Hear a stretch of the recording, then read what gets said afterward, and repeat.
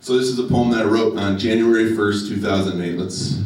I'm almost going to have to retire this one here soon, so I can read it a couple more times maybe.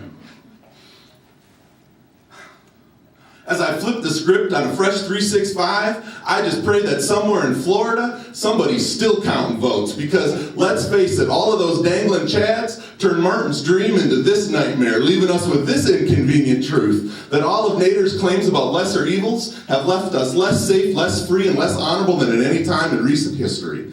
Our wiretapped heaven has crumbled, and Halliburton is contracted to rebuild it. Those levees finally fell, unleashing floodwaters of compassionate conservatism that drown the black sound of the blues in a culture of life that ends the moment you're born. And that bull in the Iraqi China shop, it just keeps breaking stuff.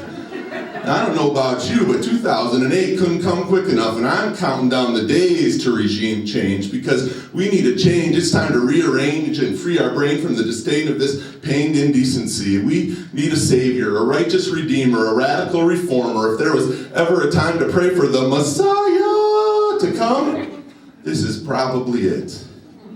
But here's the thing. Messiahs, they don't get elected. They're allergic to the silken power ties and don't mix well with royalty, aren't dignified enough for dignitaries, and seldom eat at tables where which fork one uses is of any importance. Messiahs are messy. They're buckers of authority, questioners of religion and tradition. But it's an election year, and that means faith will be fashionable again, which means every candidate is going to trip over themselves to try to convince you and me that voting for them would be like voting for Jesus.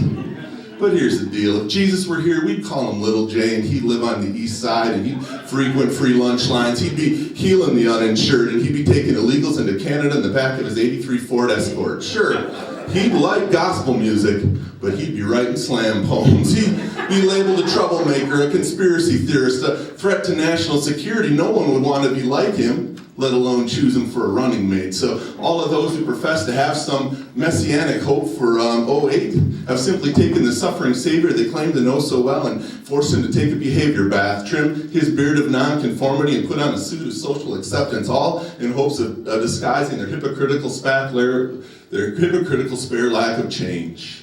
Which brings us to this whole messianic mission of world saving, because after all, it's really just the blood, sweat, and tears, dirt under the fingernails, lost labor of love, irrigating the rough areas of human cruelty with the compassion that will make hope birth from within. And let us just remember that Jesus was a community organizer, and that's where the real change is always got to begin.